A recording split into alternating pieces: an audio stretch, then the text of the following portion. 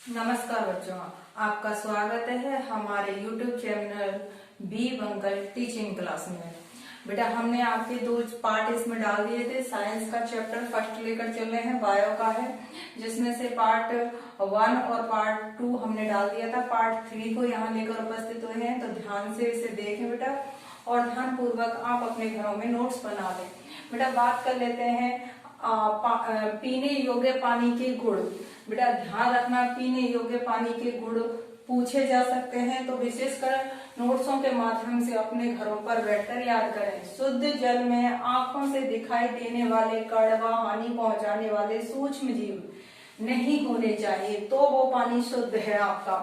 बात कर ले रहे शुद्ध पानी का पीएच मान भी आपका संतुलित होना चाहिए, यानी पीएच मान उसका कितना होना चाहिए, 7, है ना। तो पीएच मान हमेशा 7 होता है, तो संतुलित मात्रा में आपका पीएच मान होना चाहिए। पर्याप्त मात्रा में O2 घुली होनी चाहिए, यानी ऑक्सीजन होनी चाहिए।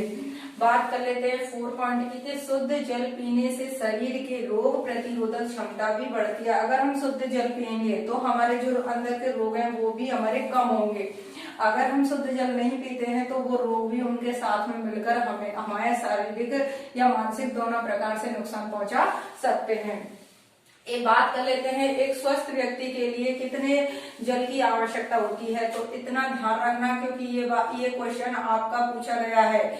8 से 10 गिलास पानी पीना एक दिन में अनिवार्य है, तो वह व्यक्ति स्वस्थ माना जाता है। बात कर लेते हैं दूषित जल के दुष्प्रभाव की। बेटा दूषित जल के दुष्प्रभाव भी आपसे पूछे जा सकते हैं।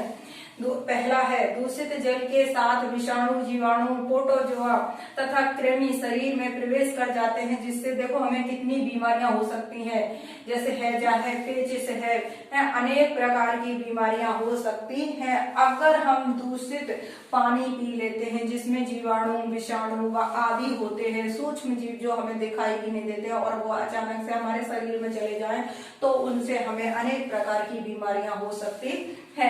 बात कर लेते हैं, गंदे पानी से वायरल संक्रमण भी हो सकता है, यानी वायरल भी हो सकता है संक्रमण, जिससे हेपेटाइटिस है, फ्लू, कोलेरा और टाइफाइड, पीलिया जैसी बीमारियां हो जाती हैं अगर हम दूषित जल पीते हैं तो, है ना।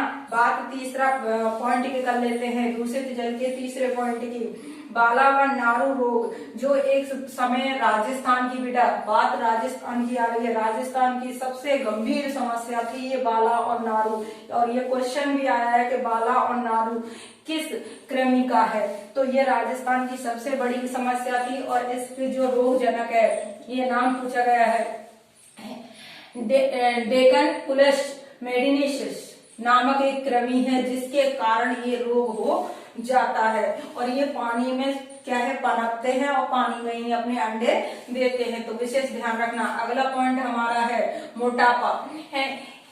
इस स्थिति में शरीर की चर्बी और वसा अत्यधिक बढ़ जाए तो उसे मोटापा कहा जाता है।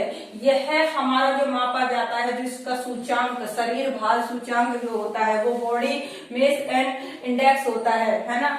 तो इससे क्या है, आपके मोटापा मापा जाता है। मानव भार व लंबाई का अनुपात होता है। देखो मानव भार और लंबाई का अगर हम अनुपात बात करें कि एक आदमी लंबा है तो उसका भार होना चाहिए, एक आदमी ठिगना है तो उसका भार, तो उस सामान्य व्यक्ति को तो हमें क्या है 25 केजी के मीटर में मापते हैं, जबकि मोटापा वाले व्यक्ति को हम 30 केजी में मापते हैं। तो लंबाई और उसके आधार पर निकाला जाता है, भार के आधार पर व्यक्ति का मोटापा।